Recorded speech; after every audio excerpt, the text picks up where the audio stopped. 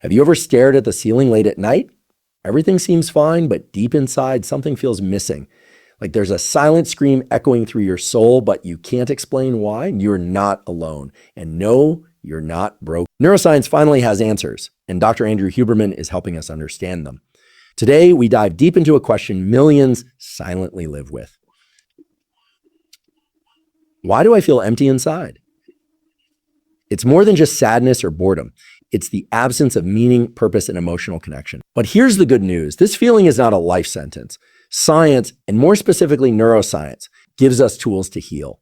One of the primary reasons many people feel emotionally empty is due to the way their dopamine system is being unintentionally hijacked. Dopamine is the brain's reward molecule. It's not just responsible for pleasure, but for motivation, drive, and the feeling that life is worth engaging. When we constantly expose ourselves to highly stimulating activities like scrolling through social media, binge watching shows, or playing video games, our brain's dopamine receptors become overused. In the short term, these activities make us feel temporarily good. But over time, they train the brain to expect high levels of stimulation to feel anything at all. As a result, ordinary life, simple things like taking a walk, reading a book, having a meal, begins to feel flat and joyless. This is not because those activities have no value, but because the brain has been desensitized. It's like someone who eats extremely sweet food all the time.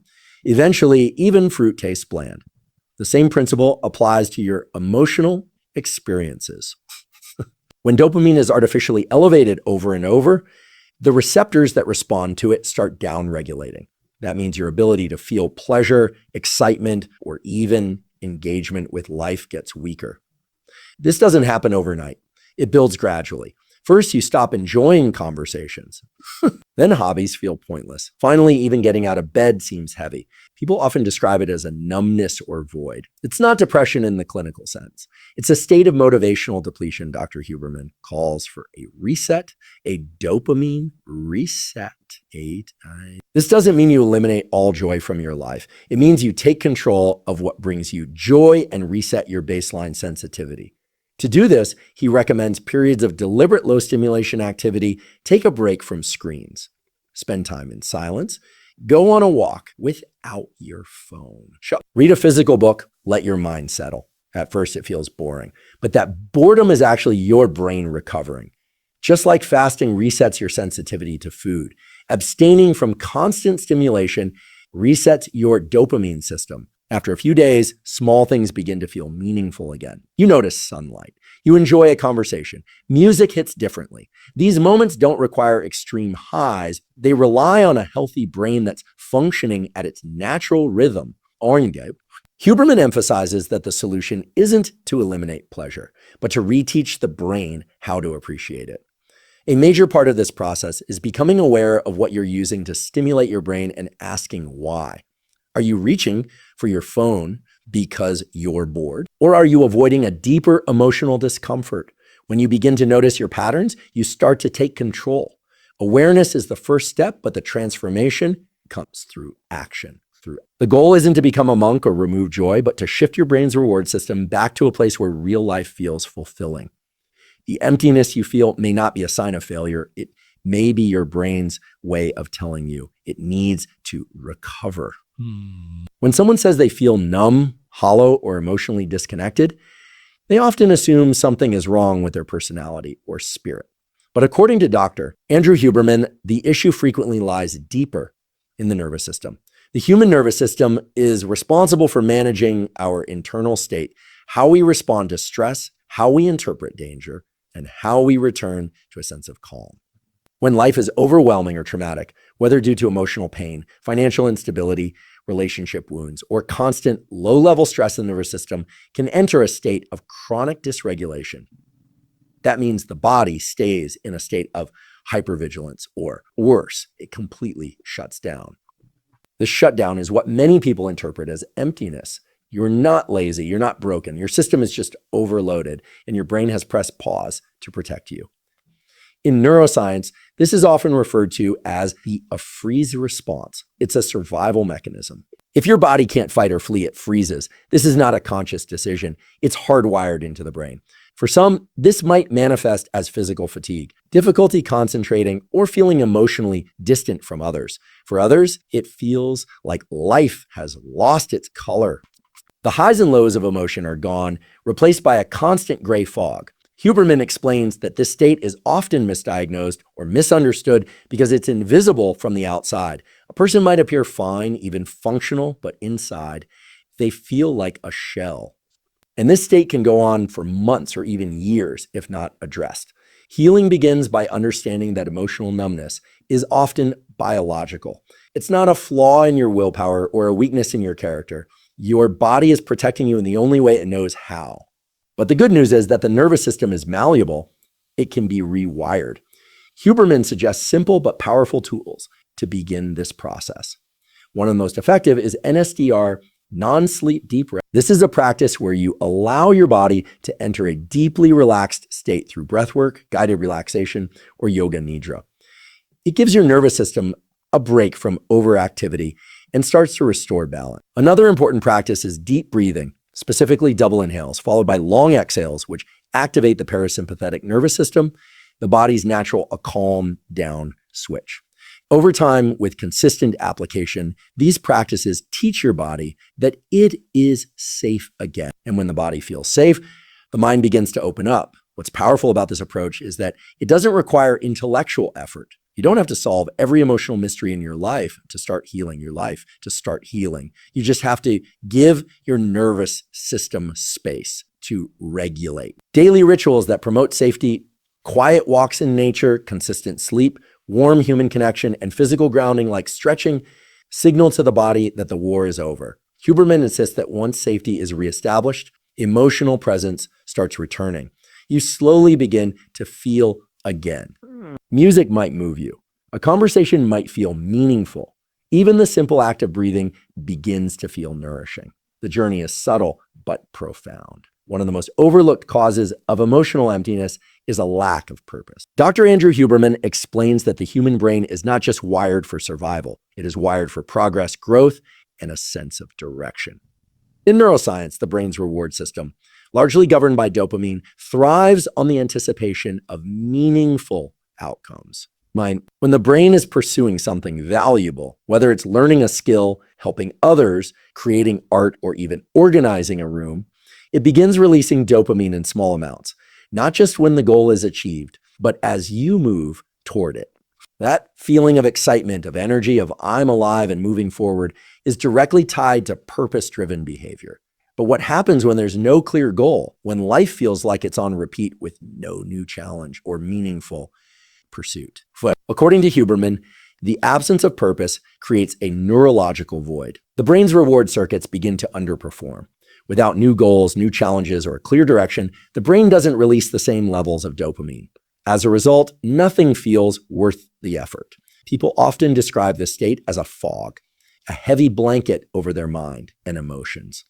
And they wake up, do the same things, and go to bed feeling like the day didn't matter. Over time, this builds into a profound sense of emptiness. It's not depression in the traditional sense.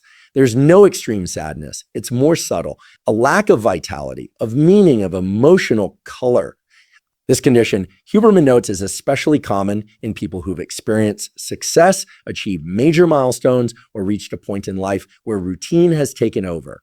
The external accomplishments are there, but the internal drive is missing. The good news is that the brain is remarkably responsive. You don't need a huge, dramatic life mission to reawaken purpose. Small, meaningful goals are enough to reignite the reward system. Huberman recommends setting micro goals daily. These could be as simple as walking a certain distance, reading 10 pages of a book, reaching out to someone you care about, or organizing one part of your home. The key is momentum. The brain doesn't wait for big victories. It rewards forward motion. Each small win builds confidence, creates a feedback loop, and sends a message to your nervous system that you are engaging with life again. Huberman also emphasizes that goals must be internally meaningful. Social media can trick us into chasing outcomes for validation, likes, followers, or approval But the brain doesn't respond with lasting satisfaction to external rewards.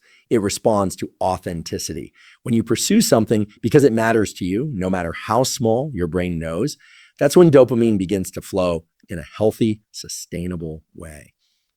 And with that dopamine comes energy, emotion, motivation, and ultimately a sense of meaning. Over time, as you stack these meaningful actions, you begin to experience life differently. Colors return, conversations deepen, time feels fuller. Purpose isn't something you wait for. According to Huberman, it's something you create daily with intention and action. One of the most biologically essential needs of every human being is connection. According to Dr. Andrew Huberman, the sensation of emotional emptiness is often rooted in a lack of meaningful human interaction. Neuroscience has confirmed what ancient philosophy and spiritual teachings have always suggested. We are not designed to live in isolation.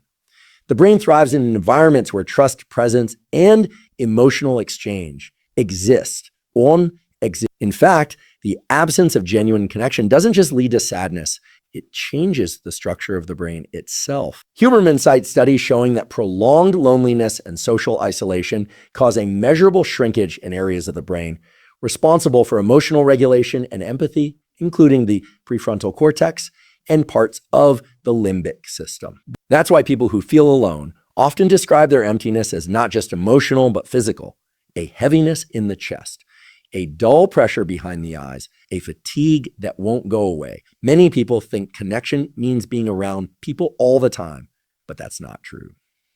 You can be surrounded by others and still feel painfully alone if the interaction lacks depth.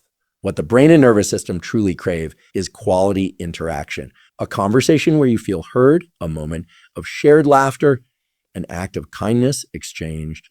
These moments release oxytocin, serotonin, and dopamine, neurochemicals that combat stress, increase well-being, and help regulate mood. Huberman explains that even short moments of eye contact, sincere conversation, or shared silence with someone who makes you feel safe can shift your entire internal state. But when these experiences are missing, the mind begins to turn inward, often leading to self-isolation, overthinking, and amplified sense of emptiness. What makes this worse is modern life. We live in a time when digital connection has replaced real connection. People text instead of talk, scroll instead of sit together, and video call instead of visiting. While technology offers convenience, it doesn't replace the power of shared presence. The human nervous system detects safety and connection through subtle cues, tone of voice, facial expressions, body language, all of which are diluted or lost through screens. Without these cues, the nervous system may stay in a low-level state of stress or disconnect. Over time, that builds into numbness and emotional fatigue. Huberman urges people to reclaim the lost art of intentional connection. He recommends scheduling at least one meaningful conversation every day, not to get something done, not to impress, but simply to connect. Whether it's a deep talk with a friend, a few honest words with a loved one, or even a friendly chat with a stranger. These moments begin rewiring the brain. They reawaken the emotional centers and gently restore a sense of belonging. Even for introverts, this connection is vital, not constant socializing, but consistent bonding. As the nervous system begins to feel safe again through these interactions, emotions start returning. You begin to feel seen. You begin to feel real again. And in that realness, the emptiness begins to soften. Dr. Andrew Huberman emphasizes that the first and most powerful step toward healing emotional emptiness is awareness. Without awareness, the brain operates in automatic mode. Habits, reactions, and thought patterns simply repeat, reinforcing the very states of numbness and disconnection we want to escape. But the moment we become aware, truly aware, of what we are feeling and why we are feeling it, the brain begins to shift. Awareness brings activity to the prefrontal cortex, the area responsible for conscious decision-making, insight, and emotional regulation. It is in this moment of recognition that transformation becomes possible. When you can name the emptiness, you begin to tame it. You stop seeing it as an enemy and start understanding it as a message from the nervous system, asking for attention, rest, or change. Many people fear awareness because they think it will make the pain louder. But Huberman explains that awareness doesn't increase suffering, it brings context to it. It turns vague emotional fog into specific information. For example, instead of saying, I feel nothing, you begin to realize, I feel disconnected from my goals, or I haven't had a deep conversation in weeks, or I've been overstimulating my brain every day without pause.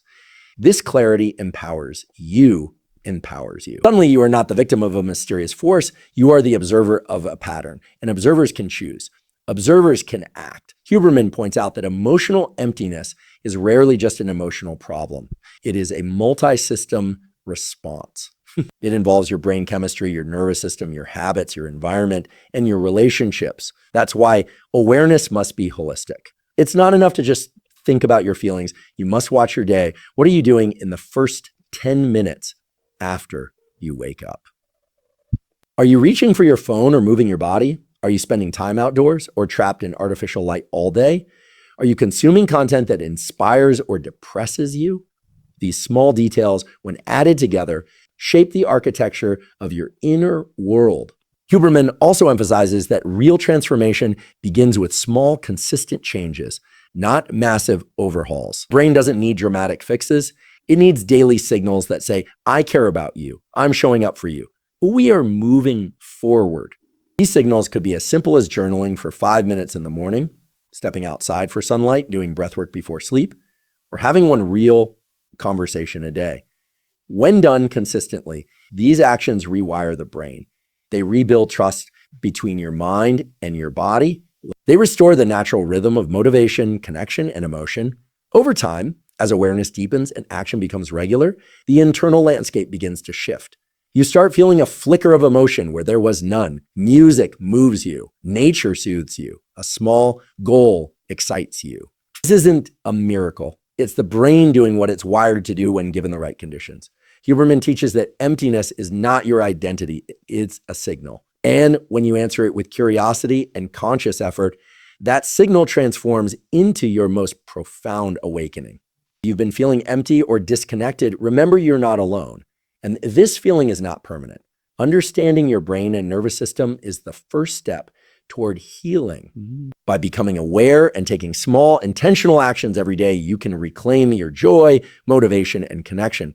The journey back to feeling fully alive begins with patience and self-compassion. If this video helped you, please like, share, and subscribe so more people can find these life-changing insights. Your mind and heart deserve the chance to heal and thrive. Start today.